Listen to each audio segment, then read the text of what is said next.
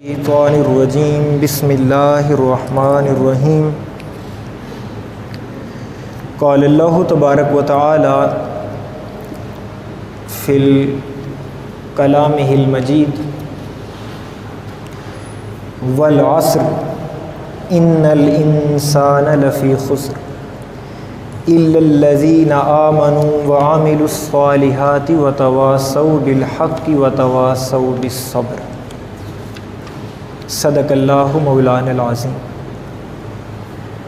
ان اللہ وملائکتہ یصلون علی النبی یا ایہا الذین آمنوا صلوا علیہ وسلموا تسلیما بآواز بلند مل کر سرکار کریم کی بارگاہ میں ہدیہ درود و سلام پیش فرمائیں۔ الصلاۃ والسلام علیک یا سیدی یا رسول اللہ وعلی آلک واصحابک یا سیدی یا حبیب اللہ الصلاۃ والسلام علیک یا سیدی یا نبی اللہ وعلی آلک واصحابک یا سیدی یا رحمۃ للعالمین۔ اللہ رب العزت کا بے پایا لطف و کرم اور احسان عظیم ہے کہ جس کی توفیق خاص کے ساتھ ہم اللہ رب العزت کے گھر میں خالق کائنات کی بندگی اور عبادت کے لیے جمع ہیں۔ مالک کائنات ہمارا آنا اپنی بارگاہ میں قبول و منظور فرمائے اور قدم قدم پر آپ کو برکتیں عطا فرمائے۔ اپنی گفتگو کا آغاز، چونکہ میری عادت ایسی ہے کہ مجھے کوئی بھی اچھی بات پتہ چلے تو میں دیر نہیں کرتا، وہ پہنچا دیتا ہوں۔ تو ابھی گفتگو سے پہلے میرے نہایت ہی مشفق اور مہربان بھائی نے مجھے یاد کروائی ہے درود پاک کے حوالے سے، تو وہ بات آپ تک پہنچا کر پھر آج کے موضوع کی طرف آتے ہیں۔ دوستو، جتنی بھی اللہ تعالیٰ کی عبادات ہیں، نماز ہے، روزہ ہے، حج ہے، زکوٰۃ ہے، اور کوئی صدقہ دینا ہے، کوئی بھی اللہ تعالیٰ کی جو عبادت ہے، کسی کے پاس 100% بہت توجہ سے 100% کسی کے پاس کوئی گارنٹی نہیں ہے کہ میری یہ عبادت قبول ہوگی۔ حسن ظن اور اللہ تعالیٰ کی ذات رحیم ہے، بے شک وہ ذات قبول کرنے والی ہے، لیکن کسی انسان کے پاس یہ گارنٹی نہیں ہے کہ وہ یہ کہہ سکے کہ بھئی میری یہ نماز قبول ہے، میرا یہ حج قبول ہے، میرا یہ عمرہ قبول ہے، میرا یہ صدقہ دینا قبول ہے، میری یہ تلاوت قرآن قبول ہے۔ جتنی بھی عبادات آپ گنتے جائیں، بندہ خود گارنٹی نہیں دے سکتا کہ میری یہ عبادت قبول ہے یا نہیں۔ لیکن قربان جائیے، ایک عبادت ایسی ہے جو ہر حال میں قبول ہوتی۔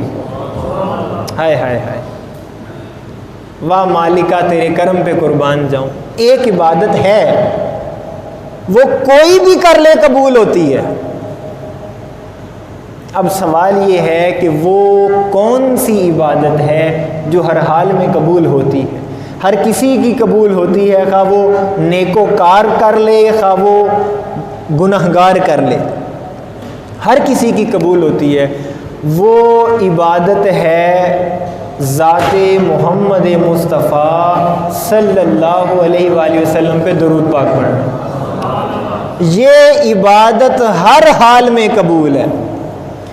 اچھا، اب یہ بات تو یہاں تک شاید پہلے سنی ہو، لیکن اس کی مختصر سے وقت میں ایک وجہ بھی عرض کرنا چاہتا ہوں کہ ہر حال میں قبول کیوں ہے؟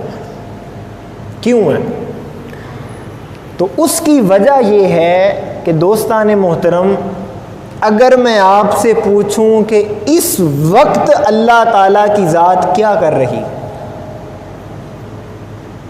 تو اس کا کیا جواب ہے؟ اس وقت اللہ تعالیٰ کی ذات کیا کر رہی ہے؟ قرآن کہتا ہے کہ ذات خدا اس وقت بھی ذات مصطفیٰ پہ درود پڑھ رہے ہیں، کیونکہ اللہ تعالیٰ کا کام اور اللہ تعالیٰ کی ذات یہی کام کرتی ہے کہ وہ ہر وقت سرکار کریم پہ درود و سلام پڑھتی ہے، درود بھیجا جاتا ہے۔ اچھا، اب یہ ایک الگ علمی بحث ہے کہ جب ہم درود پڑھتے ہیں تو درود کا معنی کیا ہے؟ جب اللہ تعالیٰ کی ذات کی طرف لفظ درود کی نسبت ہوتی ہے تو معنی کیا ہے؟ جب فرشتوں کی طرف درود کی نسبت ہوتی ہے تو معنی کیا ہے؟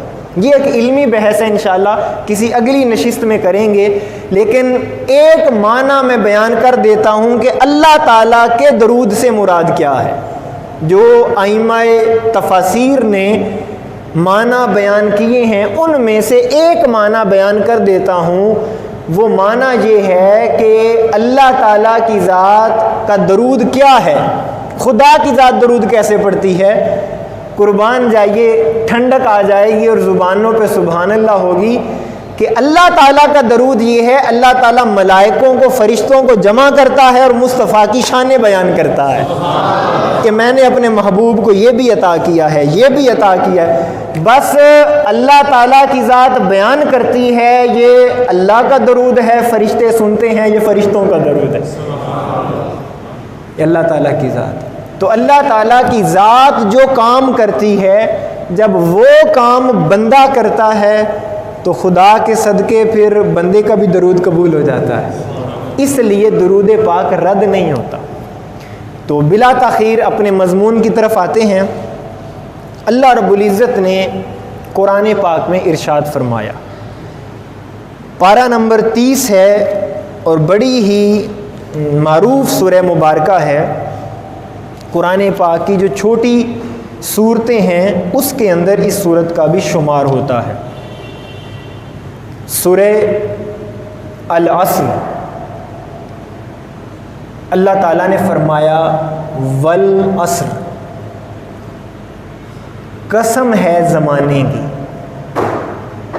کیا فرمایا؟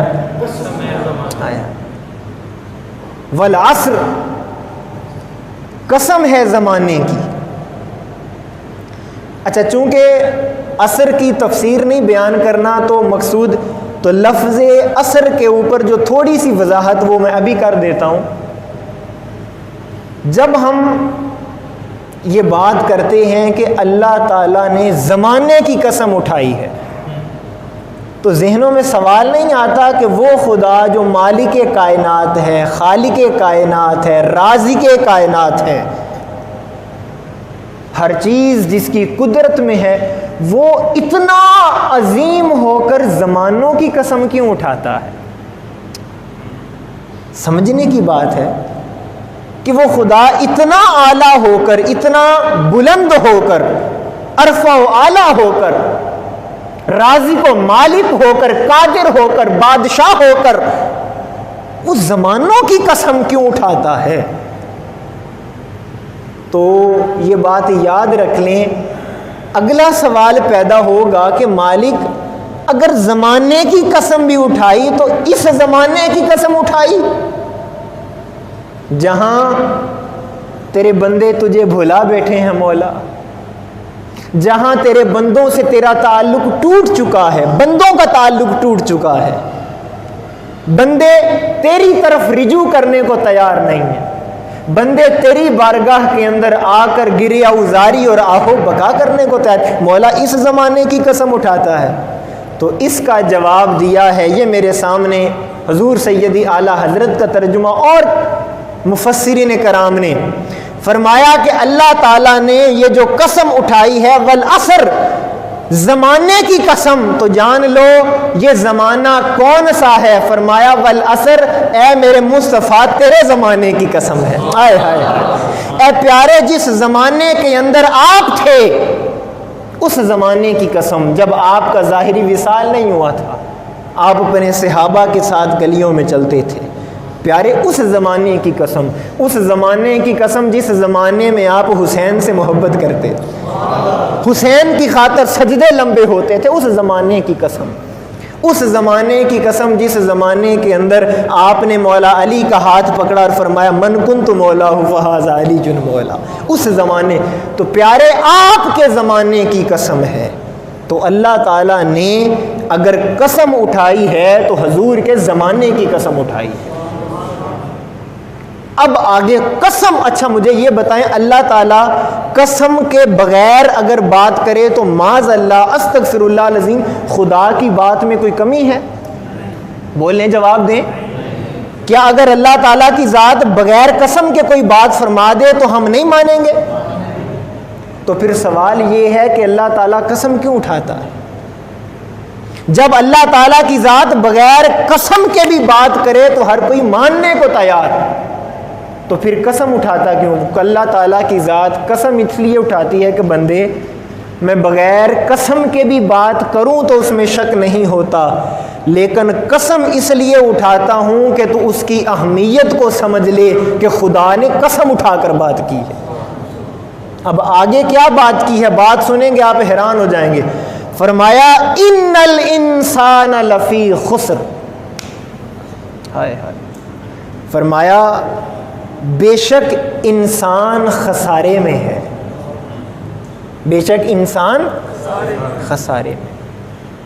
یہ وہ قرآن ہے جو اللہ تعالیٰ نے میرے آقا پر نازل فرمایا۔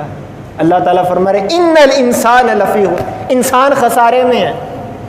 اب بندہ سوچتا ہے مالک ہر بندہ خسارے میں ہے، ہر انسان خسارے میں ہے۔ اچھا یہاں پر رو کر اگر ایک آیت اور ساتھ ملا لوں، اللہ نے فرمایا لقد خلقنا الانسان فی احسن تقویم، بے شک ہم نے انسان کو بڑا حسین بنایا ہے، احسن تقویم، خوبصورت بنایا ہے، پیارا بنایا ہے۔ اچھا ایک طرف قرآن کہہ رہا ہے انسان حسین ہے، دوسری طرف قرآن کہہ رہا ہے ان الانسان لفی خسر، انسان خسارے میں ہے۔ اے مالک کائنات یہ معاملہ کیا ہے، انسان حسین ہے یا خسارے میں ہے؟ آگے اللہ تعالیٰ نے وضاحت کر دی کہ کون ہے جو خسارے میں ہے اور کون ہے جو خسارے میں نہیں ہے۔ آگے اللہ تعالیٰ نے فرمایا الا الذین، مگر وہ لوگ آمنو جو ایمان لے آئے۔ سبحان اللہ، تو کہیے مسکرا کے کہیے نا سبحان۔ الا الذین آمنو، میں بڑا دلچسپ نقطہ بیان کرنے، الا الذین آمنو، مگر جو ایمان لے آئے۔ آج آمنو کا ایک اور ترجمہ آپ کے سامنے کرنا چاہتا ہوں، عاشقوں والا ترجمہ، صوفیاء والا ترجمہ، اولیاء والا ترجمہ، عشاق اور اہل معرفت کا ترجمہ کیا ہے؟ الا الذین آمنو، جو ایمان لے آئے۔ یہ ایمان کیا ہے؟ فرمایا جو مصطفیٰ کا غلام ہوتا ہے وہی صاحب ایمان ہوتا ہے۔ تو فرمایا والعصر، قسم ہے زمانے کی، ان الانسان لفی خسر، انسان خسارے میں ہے، الا الذین آمنوا، لیکن جو مصطفیٰ کا غلام ہے وہ خسارے میں نہیں ہے۔ اچھا اب کوئی یہ نہ کہہ دے کہ علامہ صاحب آپ نے جذبات میں یہ بات کر دی ہے، کیونکہ بعض اوقات ہمیں یہ لگتا ہے کہ جب بیان کرنے والا جذبات میں ہوتا ہے تو شاید وہ اپنی اس کا عقل سے، اپنے علم سے اور فہم سے تعلق ٹوٹ جاتا ہے، وہ بعض کو یہ خیال لاحق ہوتا ہے کہ جذبات میں یہ بات کر دی۔ تو یہ جو میں نے ترجمہ کیا ہے نا کہ جو مصطفیٰ کا غلام ہے وہی صاحب ایمان ہے، بخاری شریف کی حدیث پاک آپ کے سامنے رکھنے لگا ہوں۔ میرے آقا تاجدار کائنات نے ایمان کی وضاحت فرما دی، فرمایا لوگوں جاننا چاہتے ہو ایمان کیا ہے تو سنو، لا یؤمن احدکم، صحیح بخاری، امام بخاری کوٹ کرتے ہیں حدیث پاک، فرمایا لا یؤمن احدکم، وہ شخص مومن نہیں ہو سکتا، وہ ایمان والا نہیں ہو سکتا، لا یؤمن احدکم، کوئی بھی، حتی اکون احب الیہ من والدہ وولدہ والناس اجمعین، فرمایا کوئی بھی شخص صاحب ایمان نہیں ہو سکتا جب تک اپنی اولاد، اپنے والدین اور دنیا کی ہر بڑی چیز سے بڑھ کر وہ مجھ مصطفیٰ سے محبت نہ کرتا ہو۔ دوسری حدیث وفی روایت آخر لا یؤمن احدکم حتی اکون احب الیہ من نفسہ، دوسرے مقام پر فرمایا تم میں سے کوئی بھی شخص صاحب ایمان نہیں ہو سکتا جب تک اپنی جان سے بھی بڑھ کر مجھ مصطفیٰ سے پیار نہ کرتا ہو۔ اب دونوں حدیث پاک کو ملا لیتا ہوں اور آپ کی آواز محبت والی نظر آنی چاہیے۔ آقا نے فرمایا ایمان کی تعریف یہ ہے، ایمان کی ڈیفینیشن یہ ہے، ایمان یہ ہے کہ جب تم دیکھو کہ تمہارے سینے میں دنیا کی محبت نیچے رہ جائے، تمہارے دل میں اولاد کی محبت نیچے رہ جائے، تمہارے سینے میں کاروبار کی محبت نیچے رہ جائے، مال و دولت کی محبت نیچے رہ جائے، حتیٰ کہ اپنی جان کی محبت بھی نیچے رہ جائے اور میری محبت ان ساری محبتوں کے اوپر فتح پا لے، تو سمجھ لینا ایمان کا چراغ روشن ہو گیا۔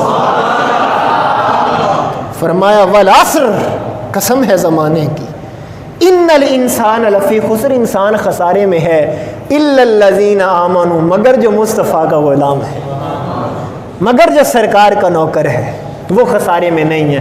تو اچھا، لقد خلقنا الانسان کی جو میں نے آیت پڑھی، تو اس آیت کی وضاحت سے یہ بھی پتہ چل گیا کہ انسان خوبصورت کون ہے۔ میں ایک جملہ کہنے لگا ہوں، آیت کے اندر تو مطلقاً ذکر ہے کہ انسان خوبصورت ہے، مگر جب اس کی گہرائی میں جائیں تو پتہ چلتا ہے خوبصورت بھی وہی ہوتا ہے جو مصطفیٰ کا غلام ہوتا ہے۔ ہائے ہائے ہائے ہائے ہائے، خوبصورت بھی وہی ہے، حسین بھی وہی ہے، دلکش بھی وہی ہے جو مصطفیٰ کا غلام ہے، حضور کا عاشق ہے۔ اچھا، یہاں پر ایک بڑی ایمان افروز مثال مجھے یاد آ گئی ہے۔ ہمارے معاشرے کے اندر حسین اسے سمجھا جاتا ہے جو گورا ہو، یہ بھی تعجب ہے۔ جس کا رنگ گورا ہو کہتے ہیں یہ خوبصورت ہے۔ لوگوں یاد رکھ لو، حسن کا تعلق صرف رنگ گورا ہونے کے ساتھ نہیں ہوتا، ایمان کے نور کے ساتھ ہوتا ہے۔ کیسے میں مثال دینے لگا ہوں، توجہ کیجئے گا۔ اگر سارے گورے حسین ہیں تو مجھے تو نظر آتا ہے حوریں ترستی ہے حضرت بلال کے لیے، کیونکہ حضرت بلال سے بڑھ کر حسین ہی کوئی نہیں ہے۔ ہائے ہائے ہائے، کیوں کہ گورا رنگ ہونا حسن نہیں ہوتا، مصطفیٰ کا غلام ہونے سے بندہ حسین ہوتا۔ میرے آقا معراج پر گئے نا تو جنت کا وزٹ ہو رہا تھا، ایک حور بیٹھی رو رہی تھی۔ تاریخ پڑھیں آپ، تاریخ کی کتابوں میں حور بیٹھی رو رہی ہے۔ حسن سمجھا رہا ہوں تاکہ یہ غلط فہمی دور کریں ہمارے معاشرے میں کہ جناب اس سے یہ وہ حسین، نہیں نا نا نا نا، جو حضور کے جتنا قریب ہے وہ اتنا حسین ہے۔ ہائے ہائے، جس کو حضور کی بارگاہ کا جتنا قرب ہے، ارے بس جو حضور کے جتنے قریب ہے اتنا وہ حسین۔ وہ حور بیٹھی رو رہی تھی جنت میں، تو یا حضور نے پوچھا بھئی میری آمد کی خوشی میں اللہ نے جہنم کو بجھا دیا، جنت سجائی گئی ہے، ہر کوئی خوشی منا رہا ہے، تم بیٹھی رو رہی ہو؟ یا رسول اللہ صلی اللہ علیہ وسلم، آقا آپ کی آمد کی خوشی میں اللہ تعالیٰ کی رحمت جوش میں تھی۔ میں نے عرض کیا مالک کائنات، اگر حضور کی آمد کے صدقے کچھ مانگوں تو ملے گا؟ بولیں تو صحیح، حضور کی آمد کے صدقے مولا سوال کروں کچھ ملے گا؟ فرمایا مانگ۔ فرمایا مولا میں اس بندے کو دیکھنا چاہتی ہوں جو جنت میں میرے حصے میں آئے گا۔ جب جنتی جنت میں آ جائیں گے مولا میں اس بندے، اور یہ جو حور تھی، تاریخ کی کتابوں میں آتا ہے کہ یہ حور حوروں کی سردار تھی۔ تو اللہ تعالیٰ نے قبول کی، فرمایا ہے حور دیکھ تیرے حصے میں کون آئے گا۔ تو پردے اٹھے، تو اب وہ حور حضور کو یہ حال سنا رہی ہے۔ اب توجہ کیجئے گا، آپ کی میں توجہ چاہوں گا۔ وہ حور حال سنا رہی ہے، یا رسول اللہ جب پردے اٹھے تو میں نے دیکھا کالا سا رنگ ہے۔ ہائے ہائے ہائے، کالا سا رنگ ہے، موٹے موٹے ہونٹ ہیں، کوئی حبشی سا لگ رہا تھا یا رسول اللہ۔ نہیں سمجھے بات کو؟ یا رسول اللہ جب اللہ تعالیٰ نے پردے اٹھائے تو میں نے دیکھا ہونٹ کالے موٹے، رنگ کالا، ہاتھ کالے موٹے، وہ حبشی سا لگ رہا تھا۔ جب اس حور نے نشانیاں بتائی نا تو سرکار فرماتے ہیں یہ تو میرے بلال کی نشانیاں لگتی ہیں۔ ہائے ہائے ہائے ہائے ہائے ہائے، حسن کیا ہوتا ہے؟ یہ تو میرے بلال کی نشانیاں لگتی ہیں۔ یا رسول اللہ بلال میرے مقدر میں کیوں؟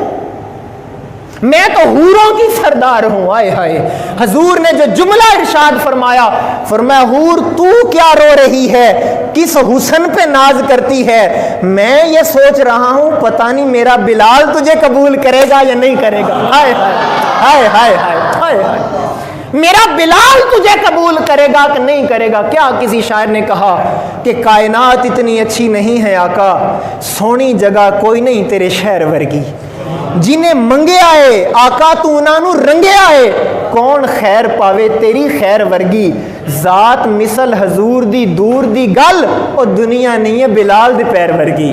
آئے دنیا نہیں ہے بلال دے پیر ورگی۔ تو فرمایا الا الذین آمنوا، جو مصطفیٰ کا غلام ہو جائے وہ خسارے میں نہیں ہے۔ آگے اللہ تعالیٰ نے دو باتیں اور فرمائی ہیں، فرمایا الا الذین آمنوا وعملوا الصالحات، جس کا عمل صالح ہو جائے، ایمان لے آئے اور اس کا عمل اچھا ہو جائے، عمل اس کا نیک ہو جائے، عمل کرنے سے پہلے نیت میں اخلاص آ جائے، جو بھی کام کرے عمل کرے اللہ کی رضا کے لیے کرے، وہ خسارے میں نہیں ہے۔ پہلی بات ایمان لے آئے اور دوسری بات ہے عمل کرے۔ پھر آگے فرمایا وَتَوَاصَوْا بِالْحَقِّ وَتَوَاصَوْا بِالصَّبْرِ، اور حق کی تلقین کرے اور صبر کی وصیت کرے۔ اچھا، اب یہاں پر جو میں آپ کے سامنے ایک اصول رکھنا چاہتا تھا کہ اللہ تعالیٰ نے بات کی ہے وَتَوَاصَوْا بِالْحَقِّ وَتَوَاصَوْا بِالصَّبْرِ، اب بڑی قابل غور بات ہے، اور اسی بات سے انشاءاللہ ہم آگے قربانی کے موضوع کو ریلیونٹ کریں گے، جوڑیں گے، اور انشاءاللہ پھر اگلے جمعے اس موضوع پر آئیں گے۔ حق اور صبر بڑی قابل غور بات، حق اور صبر۔ سنیے، وَتَوَاصَوْا بِالْحَقِّ وَتَوَاصَوْا بِالصَّبْرِ، حق اور صبر، حق کی بات کرو۔ اللہ نے فرمایا جو کون ہے جو خسارے میں نہیں ہے؟ جو ایمان لے آئے پہلے نمبر پر، پھر اپنا عمل اچھا کر لے، اور تیسرے نمبر پر جو حق کی بات کرنے والا ہو اور صبر کرنے والا ہو۔ اس بات کو اپنے سینے میں جگہ دے، میں پھر دوہرا رہا ہوں، حق کی بات کرے اور صبر کرے۔ اللہ تعالیٰ نے اس آیت میں یہ اصول بیان کیا، لوگوں جان لو جہاں حق ہوتا ہے وہاں صبر بھی ہوتا ہے، اور جہاں صبر ہوتا ہے وہیں حق ہوتا ہے۔ جانتے ہیں یزید اور امام علی مقام کی فکر کا ٹکراؤ کیا تھا؟ یزید یہ کہتا تھا کہ طاقت ہی حق ہے۔ کیا کہتا تھا؟ طاقت ہی حق ہے، اور امام علی مقام کہتے تھے حق ہی طاقت ہے، حق ہی طاقت ہے۔ تو اللہ تعالیٰ نے آیت کے اندر اکٹھا ذکر کر کے بیان کر دیا، لوگوں یاد رکھنا، اگر حق کے راستے پر نکلو گے تو صبر کا دامن تھامنا پڑے گا۔ یا رسول اللہ اس آیت کی تفسیر کیا ہے؟ تو میری نگاہیں جا کے وادی طائف میں رکتی ہیں۔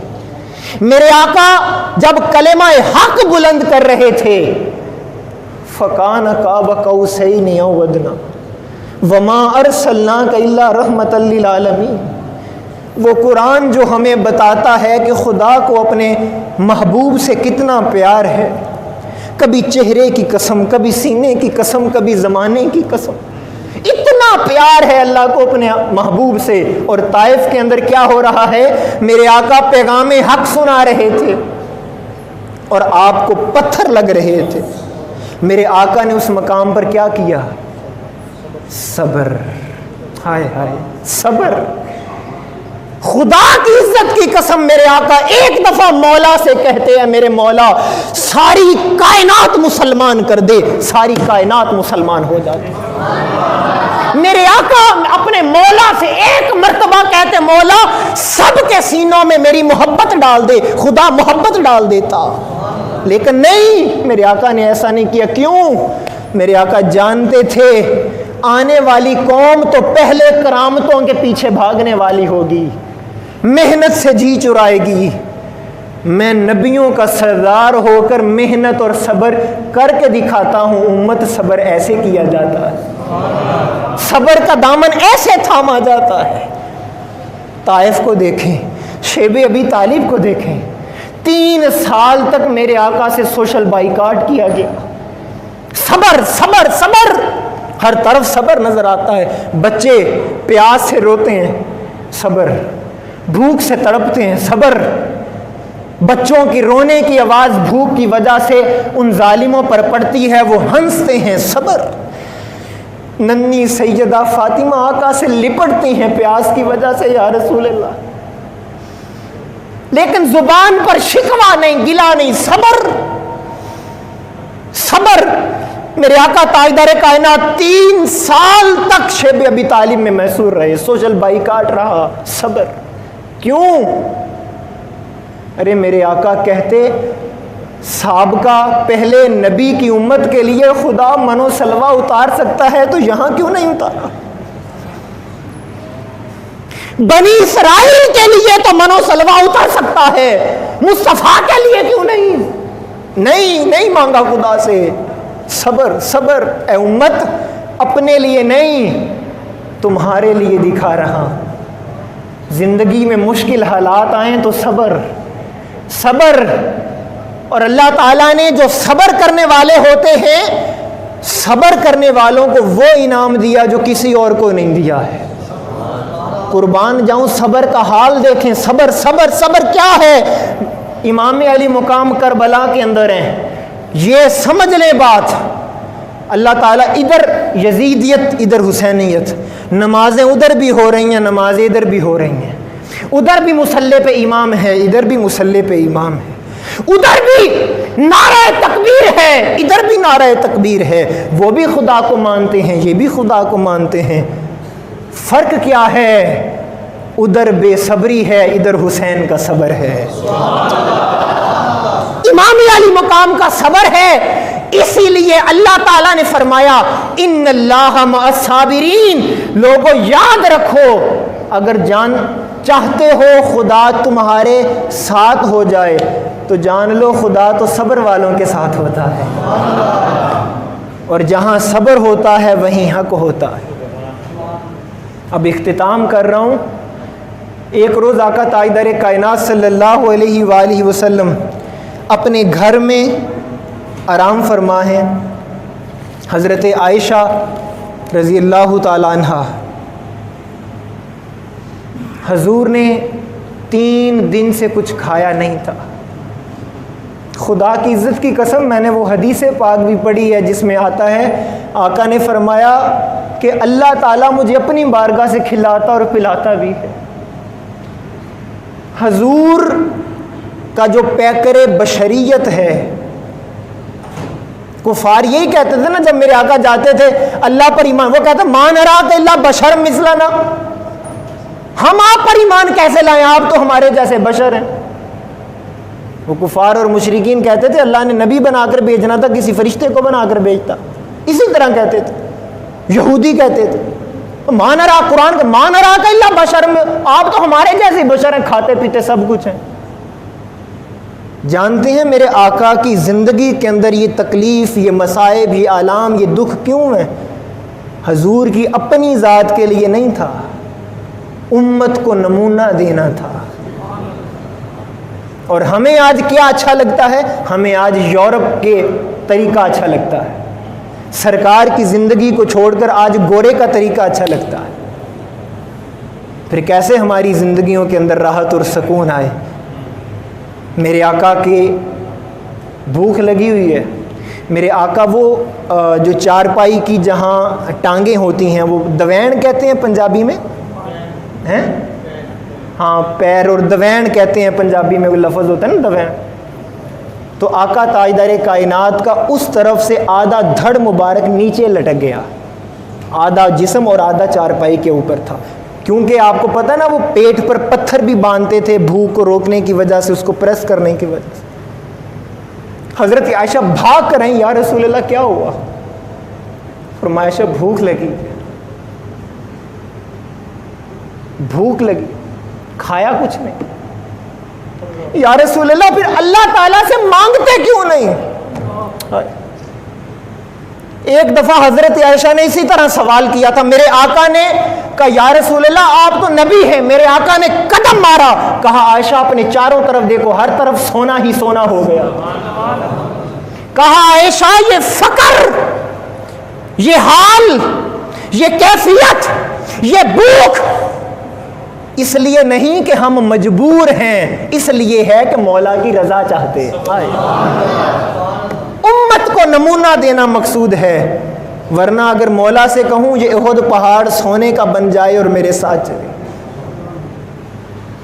آقا تاجدار کائنات نے فرمایا میرے پہلے بھائی، پہلے انبیاء جو گزرے ہیں وہ بھی فقر کے اوپر تھے، میں بھی فقر کے اوپر رہنا چاہتا ہوں۔ ساری زندگی جب ایسی آپ نے گزاری، اللہ تعالیٰ نے فرمایا لقد کان لکم فی رسول اللہ اسوۃ حسنہ، لوگوں اب کامیاب ہونا ہے تو میرے محبوب کی زندگی کو دیکھو، جنہوں نے ایک ایک کام تمہیں کر کے دکھا دیا ہے کہ کرنا کیسے، صبر کر کے دکھایا، حق کے ساتھ چل کے دکھایا۔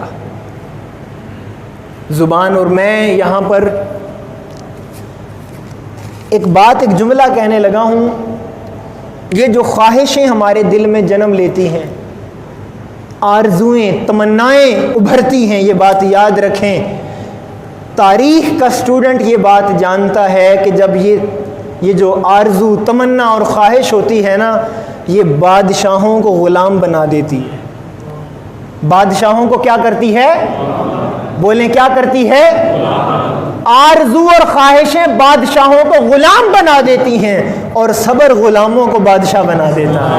ہائے ہائے، صبر ایک ایسی سواری ہے، صبر ایک ایسی سواری ہے جو اپنے سوار کو گرنے نہیں دیتی، نہ کسی کے قدموں میں نہ کسی کی نظروں میں۔ صبر ایسی چیز ہے، اور صبر کیسی چیز ہے یہ بات یاد رکھ لیں کہ ہو سکتا ہے یہ جو ہم بار بار بے صبرے جو ہو جاتے ہیں ہم بات بات پر، کبھی اس بات کو سوچا ہو سکتا ہے خدا نے ہمارے مقدر میں سمندر لکھ رکھا ہو اور ہم قطرے کے لیے بے صبرے ہوئے پھرتے ہیں۔ ہائے ہائے، کبھی اس بات کو بھی سوچو، اس مولا کی ذات سے اچھا تعلق بناؤ، خدا نے ہمارے مقدر میں شاید سمندر لکھ رکھا ہو، ہم قطرے کے لیے بے صبرے ہوتے ہیں۔ اللہ تعالیٰ کی بارگاہ میں میں دعا کرتا ہوں مالک کائنات ہم سب کو صابرین میں شامل فرمائے، اور حضور تاجدار کائنات کی سیرت کی خیرات عطا فرمائے، اور حضور کا سچا غلام بنائے۔ وما علینا الا البلاغ۔